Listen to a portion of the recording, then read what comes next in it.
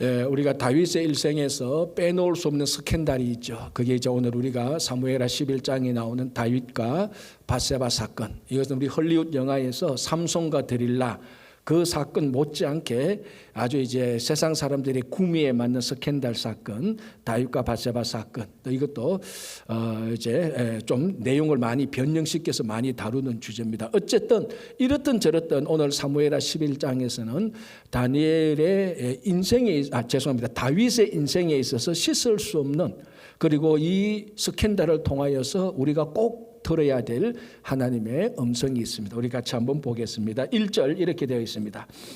그 해가 돌아와 왕들이 출전할 때가 되매 다윗이 요압과 그에게 있는 그의 부하들과 온 이스라엘 군대를 보내니 그들이 암몬 자손을 멸하고 라빠를 에워쌌고 다윗은 예루살렘에 그대로 있더라. 자, 이게 무슨 내용인가 하면은 그 해가 돌아와, 무슨 해? 전쟁하는 해가 돌아왔다는 것입니다. 자, 그 당시에는 이스라엘은 금기, 우기, 또 금기, 우기 이렇게 됩니다. 그러니까 이게 우기가 한 겨울, 우리 겨울에 해당되는 겨울까지가 우기입니다. 그래서 우기가 끝나면 금기가 시작되는데 여기 이제 봄으로부터 시작해서 여름이 됩니다. 그리고 우기가 끝나고 금기가 시작되는 때, 봄 때, 지금 11절에 그 해가 돌아와, 이것은 우기가 끝나고 금기가 시작되는 봄 때다, 요 말입니다.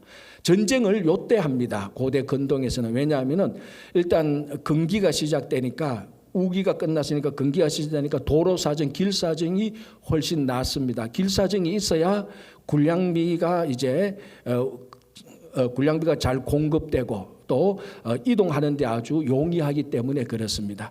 그리고 이제 이때는 본격적으로 밀보리 수확하기 전이니까 남정네들이 농가 밭에 가서 일하기 전에 전쟁 한판 하고, 우리 말하면 전쟁 한판 하고 빨리 전쟁을 끝내고 이제 또 밀과 보리를 수확하는, 그러니까 딱 전쟁하기 좋은 때, 요때입니다. 그래서 우리가 오늘 본문 11장 앞에 10장을 보면은 이 이스라엘과 암몬 자손이 전쟁을 하게 됩니다. 여기서 이스라엘이 크게 이겼는데 11절에 또다시 암몬과 전쟁하는 것으로 봐서 10장에서 크게 이겼지만 완전히 이긴 것은 아닌 것 같습니다. 그래서 다시 전쟁이 시작되는 겁니다. 언제? 전쟁의 계절 때에, 이때 전쟁의 계절이 돌아왔다. 그러니까 1절에 전쟁의 계절이 돌아왔다. 이제 다시 이스라엘이 암몬과 전쟁을 한다, 이때입니다. 이 말입니다. 그런데 11절 끝에 다윗은 예루살렘에 그대로 있더라라는 말입니다. 이게 뭐 별 문제가 안 됩니다. 왕이 뭐 전쟁하러 갑니까? 그죠? 요즘도 뭐 대통령이 뭐 전쟁하는 건 아니지만, 그러나 이 당시 고대 근동 이 당시에 왕은, 제가 지난주인가 지지난주에 얘기했죠. 왕은 통치자로서 왕이기도 하지만 평소에는 그렇지만 전쟁이 일어나면은 전쟁터에 나가서 총사령관으로 전쟁을 해야 되는 군인이기도 합니다. 뭐 오늘날은 뭐 입법, 행정, 사법 이런 것이 뭐 국방부, 외무부 쫙 나눠져서 해서 아무리 전쟁이 나도 대통령이 전쟁 현장에 가서 총사령관으로 나를 따르라 그렇게 하지는 않습니다. 그러나 이때 왕은 지난주에도 말씀드렸겠지만 왕은 통치자이면서 동시에 전쟁이 일어나면 군인이어야 됩니다. 그래서 반드시 왕이 전쟁터에 나가야 됩니다. 사울도 전쟁터에 나갔고 이전에 10장까지만 해도 다윗은 전쟁터에 나갔었습니다. 그런데 오늘 11절 보니까 암몬 자손과 이스라엘이 전쟁에 계질 때 전쟁을 하는데 다윗이 예루살렘에 그대로 남았습니다. 왜 남았을까? 왜 전쟁을 안 했을까? 자, 다윗은 왕이 되기 전에 아주 전쟁이 뛰어난 군인이었습니다. 우리 아시다시피 벌써 10대 때에 골리앗을 이겼던, 1대1로 싸서 골리앗을 이겼고, 그리고 사울의 추적 기간 동안에도 자기를 따르는 400명 또는 600명을 데리고 이리저리 피해 다니고, 사울이 나라를 이스라엘에 쳐들어왔을 때 사울이 대적들을 처치하지 못할 때 이 다윗이 자기 밑에 400명을 데리고 가서 총사령관으로서 블레셋도 물리치고 이렇게 했던 아주 뛰어난 장군이에요, 다윗은. 그래서 다윗의 이 아주 출중한 그 군사력이 있는데 암몬과 전쟁을 할 때 안 가고 예루살렘에 있었습니다. 왜? 자, 본문은 대답이 없지만 우리가 쉽게 상상할 수 있습니다. 아마 이제 수없이 많이 전쟁을 했기 때문에 전쟁에 지쳤다, 이제 피로하다, 전쟁 권태에 빠졌다, 아니면은 암몬 자손과 전쟁을 해보니 이 정도는 우리가 충분히 이기겠다는 자신감도 들었을 것입니다. 아니면은 우리 전쟁터에 누가 총사령관으로 가는가 하면 요압과 그의 부하들이 갑니다. 요압은 뛰어난 장군 아닙니까? 다윗의 오른팔이었으니까 아마 다윗이 요압 정도만 가도 이길 것이다. 내가 요압 네한테 신뢰한다. 그런 신뢰감, 자신감, 권태감, 피로 누적 다 우리가 상상할 수 있습니다. 그러나 어떤 이유를 대든지 간에 다윗이 왕으로서 전쟁이 터진 상황에 총사령관으로서 전쟁터에 가지 않고 예루살렘에 남았던 것은 직무유기입니다. 우리가 인간적으로 이해는 되지만 행정적으로 딱 따지면 왕은 전쟁이 나면 총사령관으로서 예루살렘에 있으면 안 됩니다. 전쟁터에 가서 군사들을 통솔하고 지휘하고 전쟁을 했었어야 됩니다. 이 당시에는. 그러나 다윗은 지금 직무를 하지 않고 의무를 행하지 않습니다. 자, 이제 이후에 다윗이 바세바와의 스캔들 사건이 생기는데 이 모든 바세바와의 스캔들 사건의 발단이 바로 여기서부터 시작되는 겁니다. 무슨 말인가? 다윗이 직무유기에서부터 다윗이 의무를 행하지 않는 것에서부터 이 어마어마한 스캔들이 발단이 되는 겁니다. 이게 시작점이 되는 것입니다. 자, 상식적으로 생각해도 만약에 다윗이 자기 직무를 행하기 위해서 전쟁터에 나갔더라면 오늘 예루살렘에서 나중에 바세바와 스캔들이 일어나지 않습니다. 상식적으로 논리적으로 봐도 직무유기 때문에 그 자리에 있었기 때문에 이 사건이 생긴 겁니다. 자, 그리고 우리가 자기에게 준 직무를 유기하고 직무에 충실하지 않게 될 때에 자기에게 찾아오는 유혹과 탐욕에 쉽게 노출됩니다. 왜? 직무를 안 하고 있으니까. 자기 마음에 있는 또 다른 열정과 관심이 직무에 초점을 맞추지 못하고 몰입하지 못하고 다른 것에 몰입할 수밖에 없습니다. 그 다른 것에 몰입하는 것은 또 다른 직무가 아니고 또 다른 거룩한 직무에 몰두하는 것이 아니고 이건 대부분 다 유혹과 탐욕에 빠지게 되는 것입니다. 여러분 한번 생각해 보시면 여러분들이 직장에서 또 아니면 여러분들이 가지고 있는 어떤 직업에 몰입하고 있을 때 다른 데 신경 씁니까? 다른 데 신경 안 씁니다. 직업에 몰두했을 때 사람이 왔다 갔다 해도 왔는지 갔는지 전쟁이 일어났는지도 모릅니다. 직무에 충실하지 않고 직무유기 의무를 행하지 않을 때부터 사람은 유혹과 탐욕에 빠지는 발단이 시작됩니다. 자, 2절을 한번 볼게요. 이렇게 되어 있습니다. 저녁 때에 다윗이 그의 침상에서 일어나 왕궁 옥상에서 거닐다가 그곳에서 보니 한 여인이 목욕을 하는데 심히 아름다워 보이는지라. 여기서 중요한 단어가 하나 있는데 뭔가 하면 거닐다가 그곳에서 왕궁 옥상에서 거닐다가 그곳에서 보니라는 말입니다. 자, 이 보니는 우리가 여기 피아노가 한 대 있구나. 여기 몇 분들이 계시구나. 이 정도로 보는 것이 아니고 자세히 보는 겁니다. 관찰하고 호기심에서 보는 겁니다.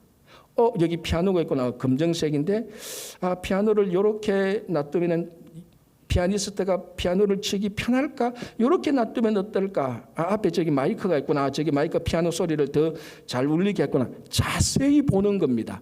왜? 내가 내 직무를 안 하니까 자세히 볼 여유도 생기고 자세히 볼 마음도 생기고 그런 관찰하고 싶은 탐욕도 생기는 겁니다.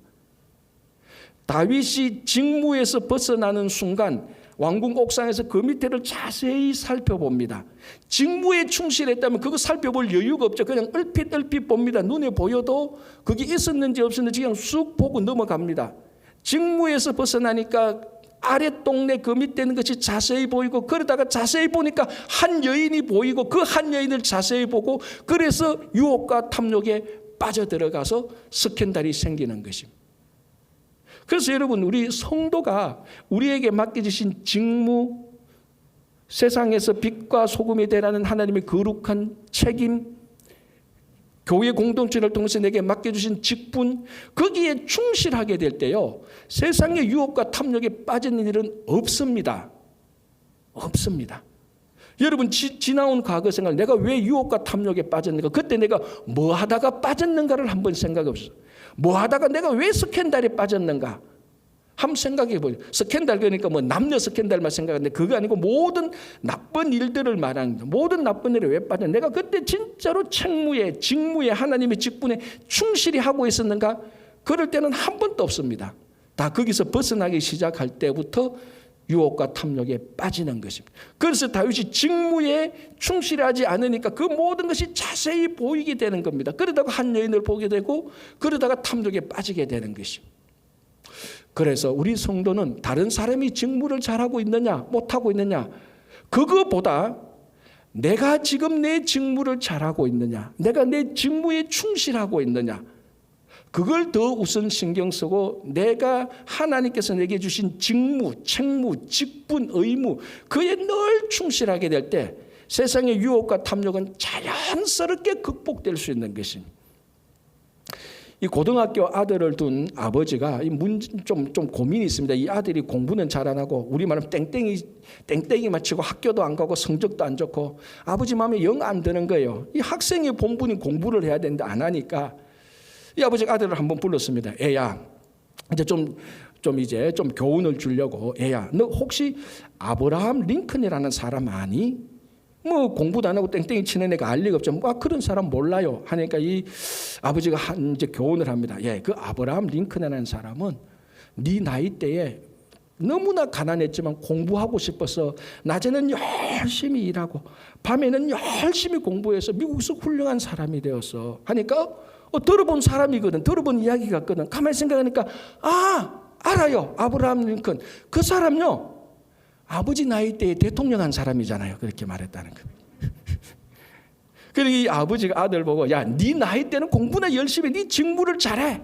하니까 이 아들이 하는 말이 아버지는 아버지 나이 때 지금 뭐 하고 있느냐고 돌 한 방 먹이는 거예요. 뭐 유머지만은 우스갯소리지만은 의미가 있죠. 아버지가 아들이 보니까 직무를 행하지 않으니까 가슴 아픈 게 있죠. 그러나 그 이전에 나는 아버지로서 내 직무를 잘하고 있는가 한번 그걸 먼저 되돌아봐야 되는 겁니다. 제가 사석에서 한두 번 이런 얘기를 했던 적은 있습니다. 뭐 이제 공적으로 얘기를 할 테니까.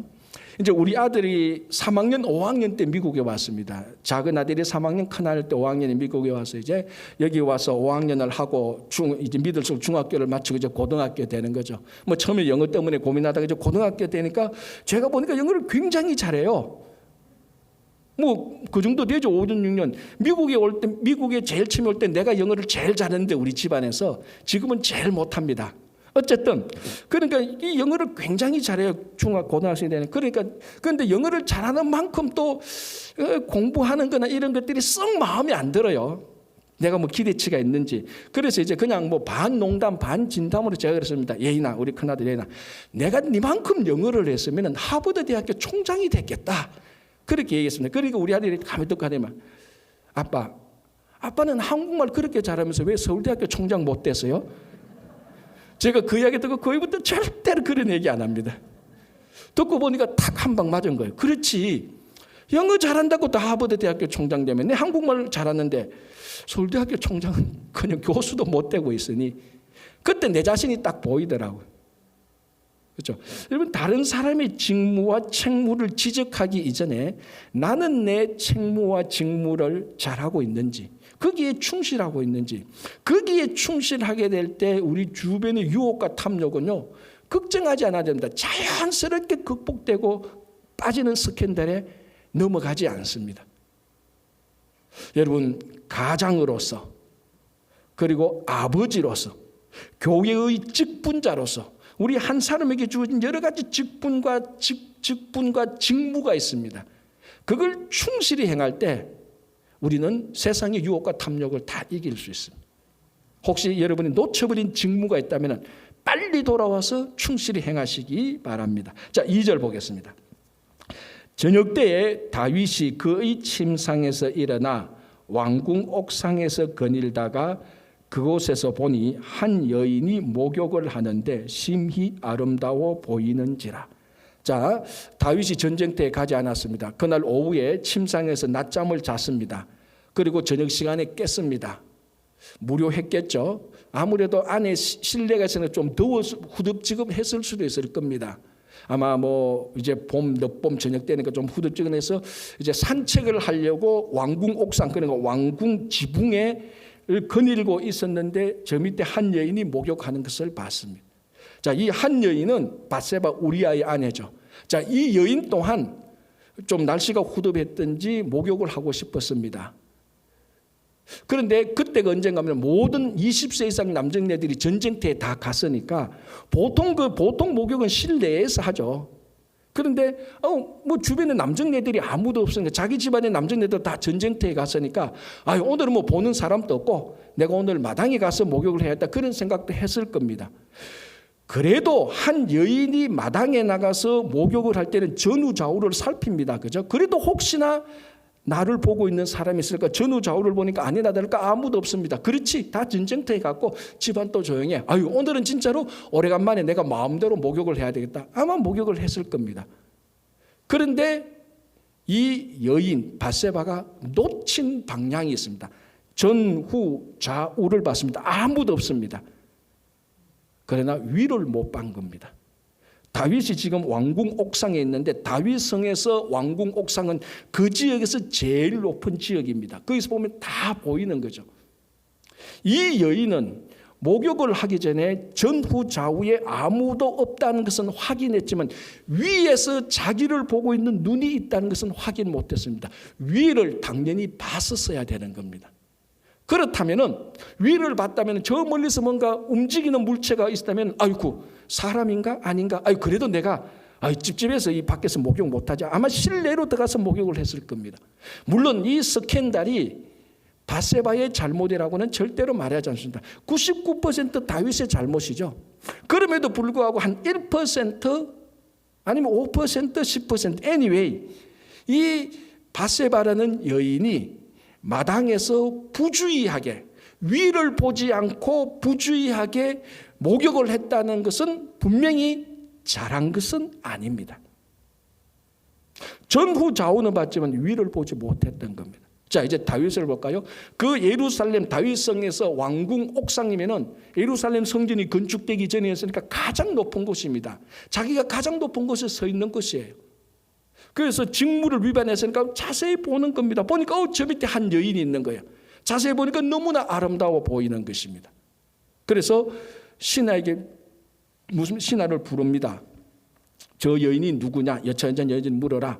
그리고 주변에서 그 여인을 데리고 오게 합니다. 오게 하고 그날 밤 동침을 하게 되고 집에 보냅니다. 알고 보니 우리아의 아내여서 우리아를 다시 전쟁터에 있는 우리아를 데리고 와서 자기 죄를 덮기 위해서 임신한, 그러니까 자기와의 동침의 관계에서 밧세바가 임신한 것을 교묘하게 감추기 위해서 우리아하고 동침하게 해서 우리와의 관계에서 임신한 것으로 덮어 씌우려고 했는데 뜻대로 안 됩니다. 그래서 우리아를 다시 전쟁터로 보내고 요압을 시켜서 전쟁터 제일 앞쪽에 보내서 간접적으로 죽이게 하라. 다윗이 마음대로 합니다.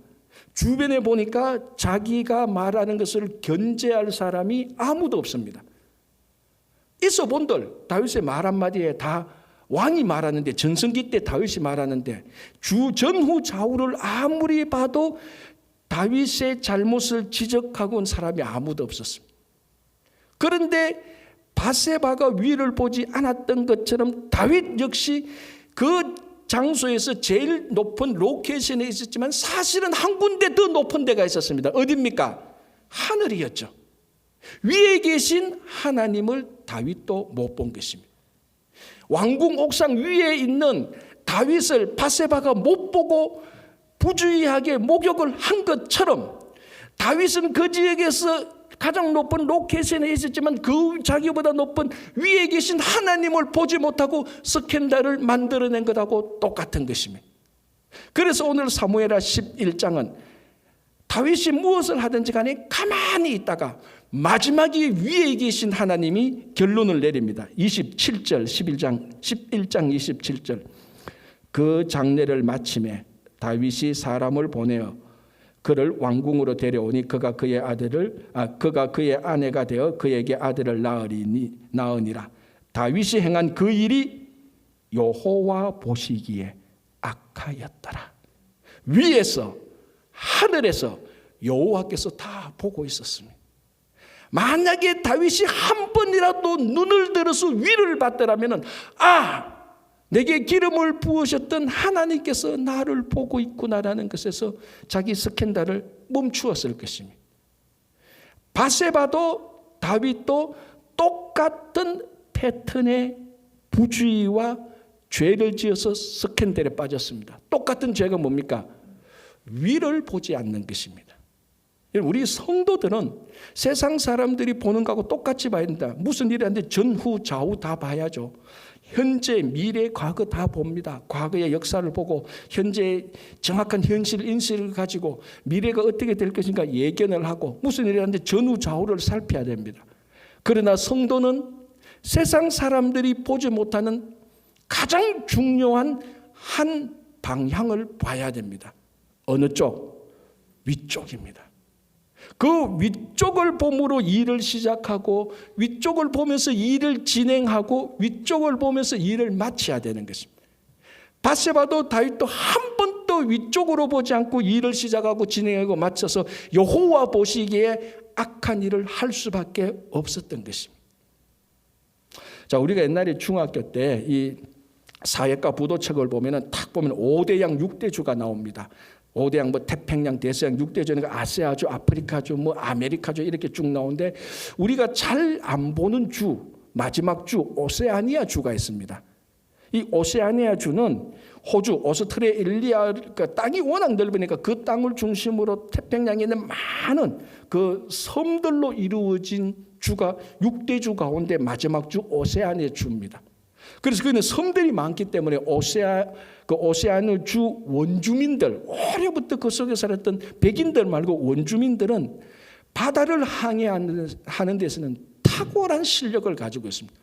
태어날 때부터 바다에서 태어나니까 바다에서 태어날 때부터 뭐 배에서 태어나는 애들도 많고 섬에서 태어날 때부터 바다에서 사니까 이 사람들이 항해하는 기술은 미스테리일 정도로 뛰어납니다.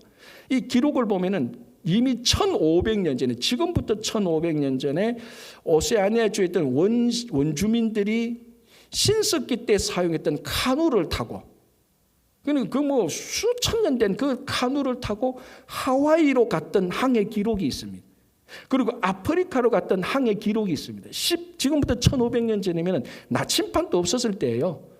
아무런 그 망망대해에 이정표 하나 없이 부표 하나 없이 나침반 하나 없는 그 상황 가운데서 거기에서 하와이 아프리카 가면 수천 킬로미터 1000마일, 2000마일이 넘는 것을 신석기 때서는 카누를 타고 항해를 한다니 이게 가능할까요? 두 가지 면에 있어서 신기합니다. 첫 번째는 기술, 스킬이죠. 스킬.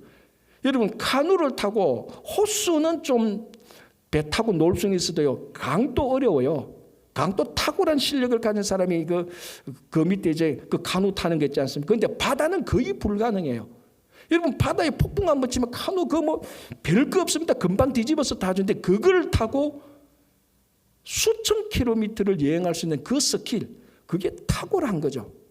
그거보다 더 미스테리한 건 뭔가 하면은 그 긴 여행길에 항해길에 부표, 이정표, 나침반 하나 없이 어떻게 방향을 찾아서 정확히 그곳에 도착할 수 있느냐는 겁니다.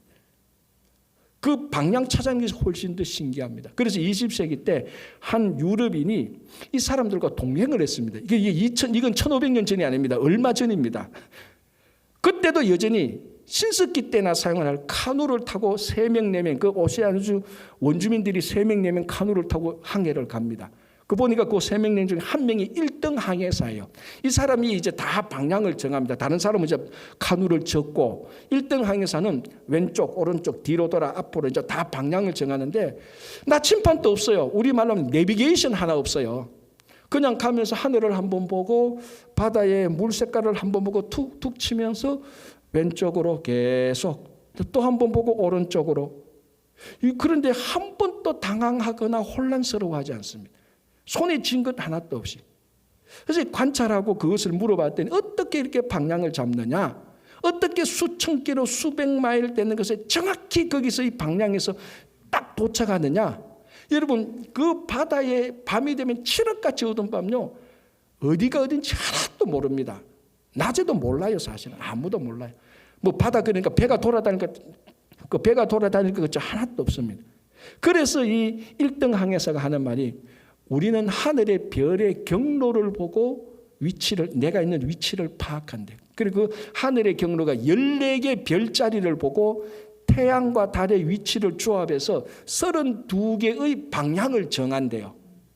동동서, 동동남, 동동북 이런 식으로 북북서, 북북동, 북북남 이런 식으로 해서 32개의 방향을 태양과 달과 14개의 그 별자리의 위치를 보고 딱 정해서 내가 지금 이 지구상에서 이 바다에 어디에 있다 위치가 딱 나온대요. 그래서 위치를 찾으면서 계속 간대요. 낮에는 혹시나 방향이 잘못되었을까 싶어서 낮에는 12시가 되면 태양이 비칠 때 배에 돛대를 세워서 그림자가 어느 쪽으로 기우는가 딱 보고 우리가 제대로 가고 있다 확인하고 간대요. 일출 때에는 태양이 뜨는 것, 일몰 때는 달이 뜨는 것을 보고 위치를 파고 방향을 잡아간대요. 그리고 마지막쯤 되면은 원했던 섬에 정확히 갈 때 가까이 가면은 이제 섬에 어느 쪽으로 가야 가장 효율적으로 자칫하면 섬에 잘못 가면은 밑에 받치기도 하고 뭐 폭풍도 다치기니까 정확한 경로를 잡아서 섬에 딱 도착하는데 그때는 어떻게 하느냐? 새 하늘에 있는 새를 본대요. 그 섬에 있는 새가 아침에 일어나서 밖에 나가서 다른 섬에 가서 먹이를 잡아다가 저녁 때만 되면 돌아온대요. 그러니까 사람으로 따지면 아침에 출근했다가 하루 일했다가 저녁 때만 돌아온대요. 그 저녁 때 돌아오는 그 새의 경로를 보고 그대로 따라가면은 그 섬에 정확히 도착한대요. 그리고 가다가 어느 쪽에 위치가 있고 어느 쪽에 섬이 있고 어느 쪽에 바다가 있는가는 하늘의 구름을 보면은 구름에 비친 그 바다 이걸 보면서 그곳에 비치면은 바다가 있고 비치지 않으면 땅이 있는 거예요. 뭐 제가 항해를 해보지도 않고 저는 뭐 이런데 아주 어설프니까 제 설명으로 여러분 마음이 흡족하지 않을 겁니다. 어쨌든 중요한 건 뭡니까?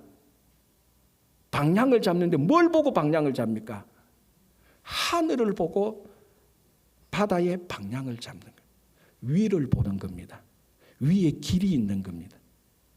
바다의 길을 찾는데 바다를 자세히 관찰하는 것이 아니고 섬에 가는데 섬의 위치를 자세히 관찰하고 그의 거리와 방향을 관찰하고 보는 것이 아니고 바다를 향해 하면서 육지에 가는데 섬에 가면서 계속해서 보는 것은 위를 보고 가는 겁니다. 위에 있는 태양을 보고 달을 보고 별을 보고 새를 보고 구름을 보고 전부 다 위에 있는 것을 보고 갈 때 땅에 있는 바다에 있는 길이 보이는 겁니다. 우리 성도의 삶이 그렇지 않습니까? 우리 성도의 삶이 세상이 보지 않는 위를 볼 때 우리가 어떻게 살아야 될지 무엇을 해야 될지 길을 보이는 것입니다. 길이 나는 것입니다. 특별히 요즘 이제 코로나 시대 뭐 많은 미래 학자들이 코로나가 끝나면 미래는 이렇게 될 것이다 저렇게 될 것이다 지금 뭐 코로나 변이는 이렇고 저렇고 온갖 진단들을 다 쏟아냅니다. 뭐 그중에 들을 것도 많고 어떤 것은 정반대의 권위자들이 정반대의 얘기들을 하는 게 너무 많습니다. 헷갈려요. 차라리 안 듣는 게 나을 뻔할 정도로 많은 미래에 대한 진단, 현실에 대한 인식이 있습니다. 다 필요하죠. 그러나 우리는 그거 이전에 먼저 위를 볼 줄 알아야 되는 거예요. 그 위를 볼 때 미래의 길이 있고 위를 볼 때 이 땅의 길이 있고 바다의 길이 있는 것입니다. 그런데 정말로 감사한 것은 그 위에 있는 하나님께서 위에 길을 내신 하나님께서 하늘의 길을 내신 하나님께서 이 땅에 오셔서 우리와 함께하고 있는 예수 그리스도께서 오셨다는 것입니다. 그래서 다윗이 바세바가 위를 보아야 되었었더라면 이제 우리는 위를 보는 것과 동시에 우리와 함께 있는 위의 길을 이 땅에 보내주신 예수 그리스도를 보면 되는 겁니다. 그래서 예수 그리스도께서 뭐라고 말하는가? 내가 곧 길이요 진리요 생명이다. 나로 말미암지 않고는 아버지께로 올 자가 없다.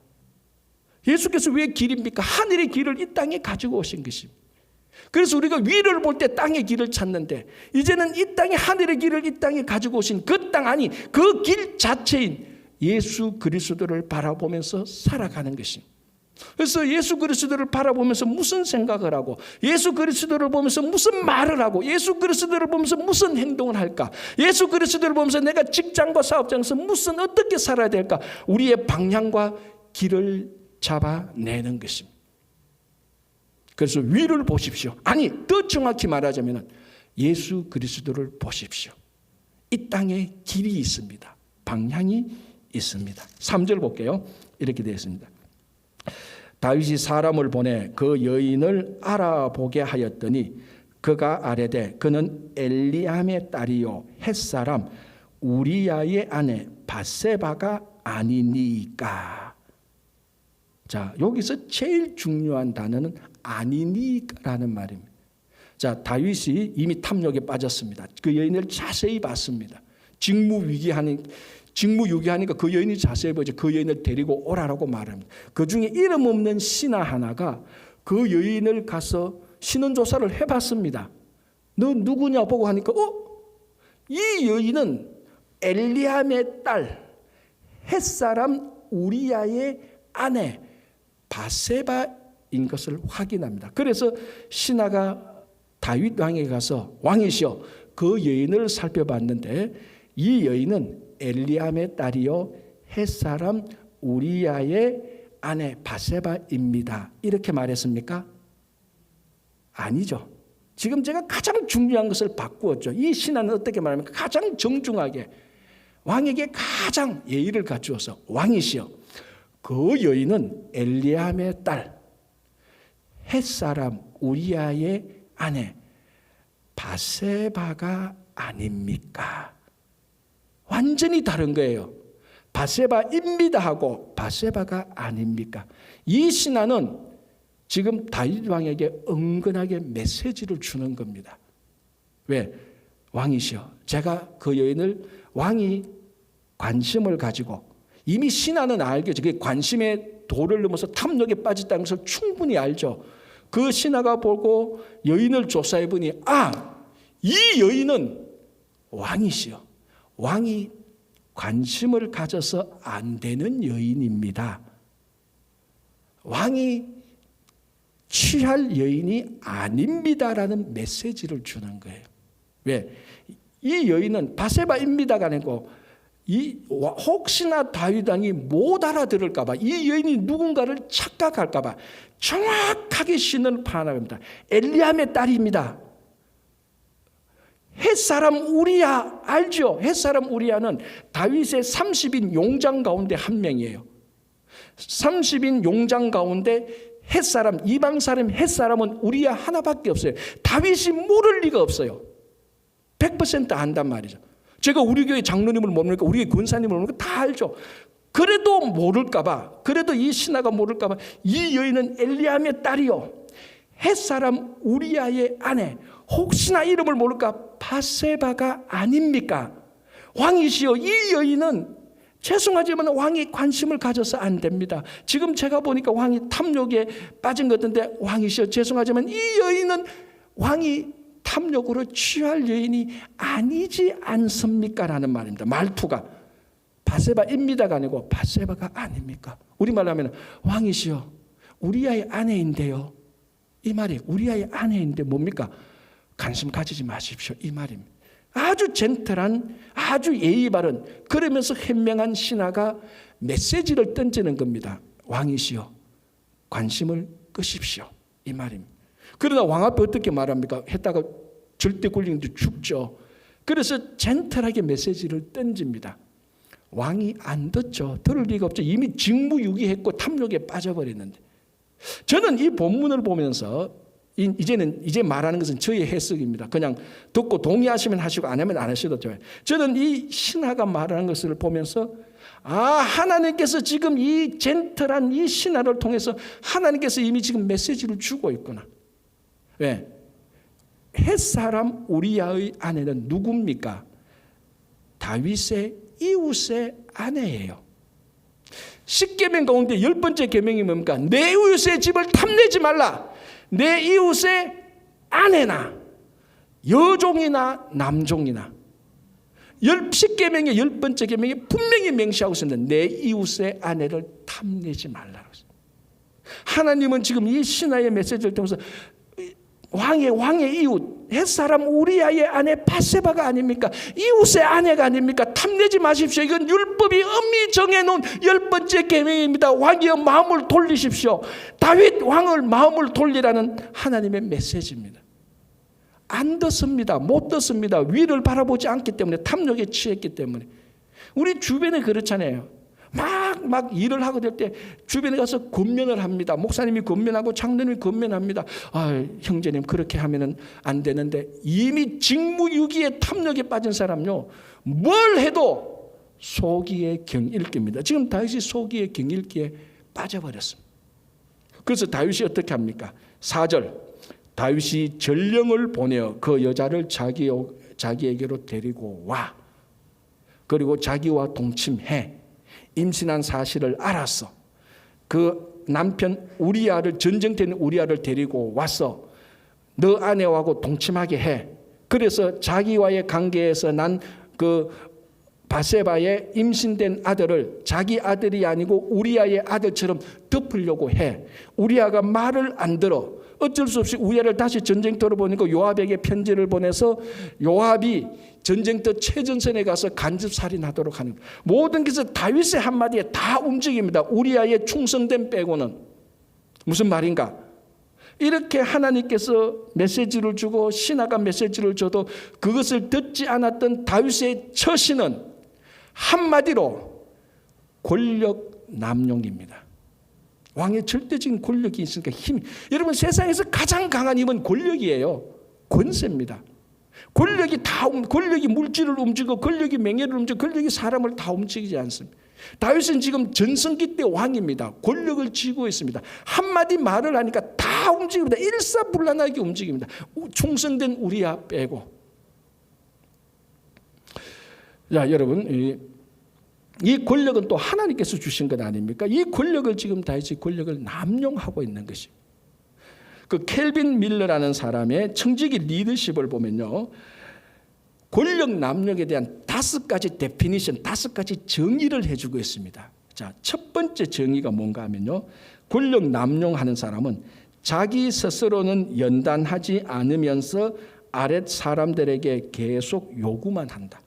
자, 다윗은 지금 전쟁터에서 자기를 연단하고 훈련하지 않습니다. 그러면서 계속 신하들에게 이거 해 저거 해 요구만 하는 거죠. 전형적인 권력 남용의 모습입니다. 두 번째, 다른 사람들을 자기 마음대로 이용하면서 그들을 자신에게 빚을 지고 있는 사람들이라고 믿는다. 자, 다른 사람을 마음대로 이용합니다. 지금 다윗은 신하들을, 우리아의 아내를, 우리아를, 요압을 마음대로 이용합니다. 마치 자기 목적을 위한 도구처럼 사람들을 이용하고 있습니다. 여러분, 우리가 하나님을 섬기고 주님의 일에 봉사하는 목적은, 대상은 사람입니다. 지극히 작은 형제에게 하나 선을 베푸는 그것이 성도들의 섬김의 목적입니다. 성도들의 섬김의 목적은 사람인데, 지금 다윗은 그 사람이 목적이 아니고 사람을 이용물로 쓰고 있습니다. 우리는 물질을 사용하여서 사람을 섬겨야 되는데, 다윗은 사람을 이용하여서 자기 만족을 채웁니다. 전형적인 권력 남용이죠.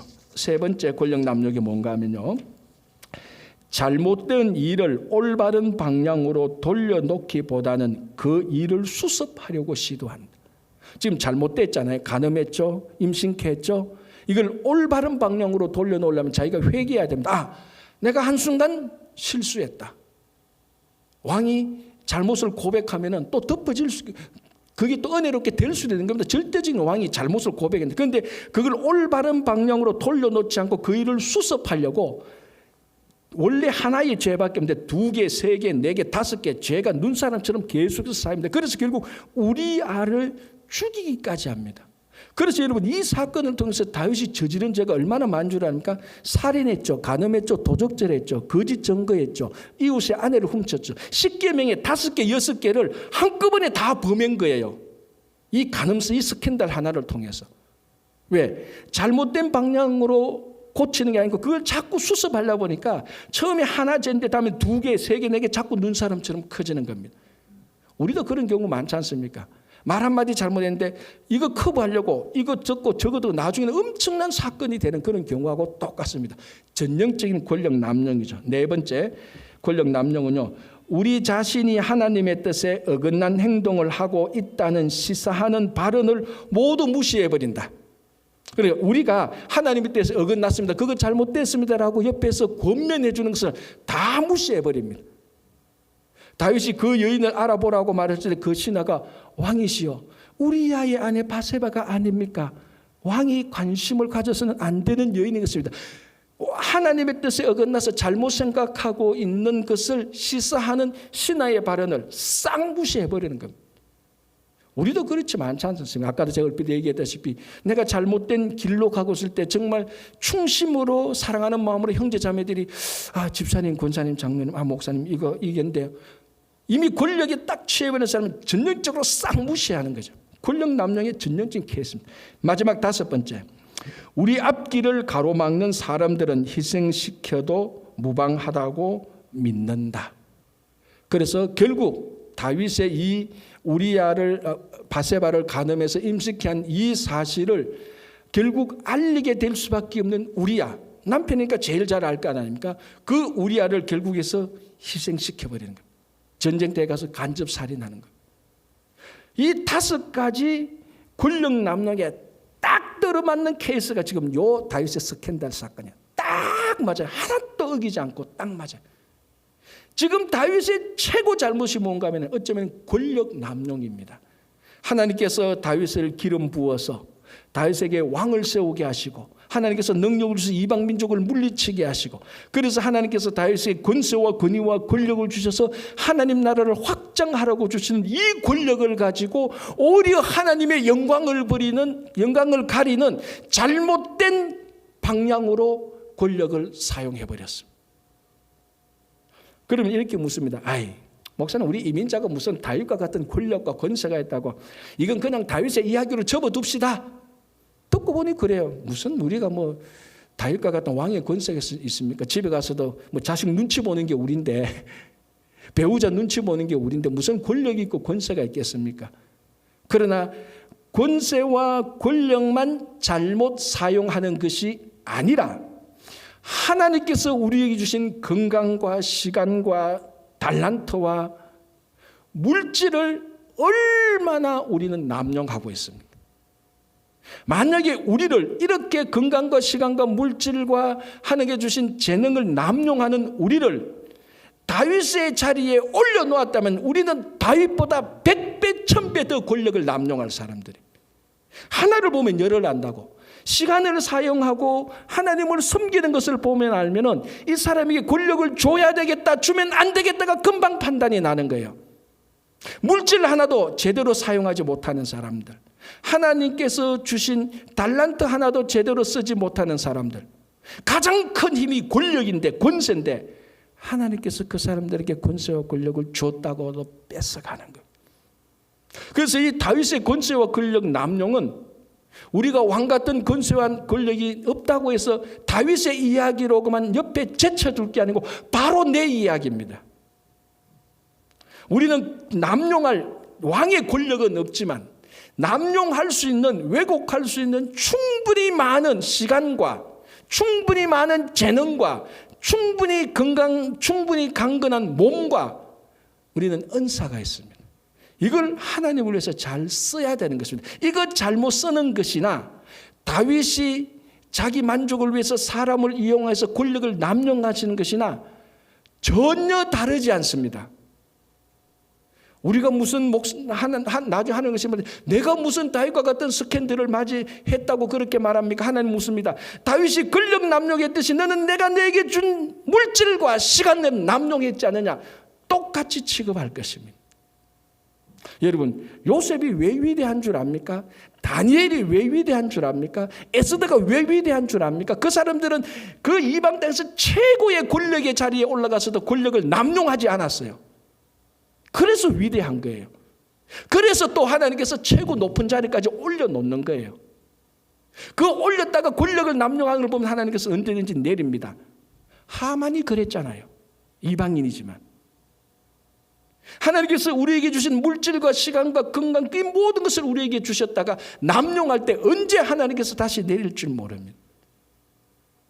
여러분, 하나님께서 우리에게 주신 것, 이거 하나님 나라를 위해서 쓰는 것인데, 하나님께서 우리에게 주신 것인데 오히려 하나님 나라를 방해하는데, 깨부수는데, 스캔들을 일으키는데 다윗이 권력을 사용하고 있습니다. 우리도 직무를 위반하거나 위를 보지 않을 때, 아니 예수 그리스도를 보지 않을 때, 예수 그리스도의 뜻을 따르지 않을 때 우리도 언제든지 우리의 주어진 모든 것을 우리는 남용할 위험에 노출되게 되는 것입니다. 그래서 여러분에게 맡겨진 직무를 충실히 행하십시오. 위를 보십시오. 아니 위의 길이 이 땅에 오신 예수 그리스도를 보십시오. 그 안에 길이 있고 그 안에 권력 남용을 방지할 수 있는 대책이 있고 그 안에 우리가 어떻게 살아야 될까에 대한 방법이 있습니다. 위를 보시고 예수 그리스도를 보시는 올 한 해가 되시기를 간절히 바랍니다. 기도하겠습니다. 하나님 감사합니다. 1월 마지막 주일입니다. 주님, 길이 불편하고 아직 오미크론 확산으로 인해서 여러 가지 힘들고 어려운 가운데에서도 오늘 주님께 예배드리고자 주의 전에 오고 영상을 통해서 예배를 드립니다. 하나님, 모든 예배자들이 위를 바라볼 수 있도록, 아니 위의 길을 이 땅에 오신, 위의 길이 이 땅에 오신 예수 그리스도를 바라보고 주님의 뜻을 따라서 살아갈 수 있도록 인도해 주시옵소서. 예수님 이름으로 기도합니다. 아멘.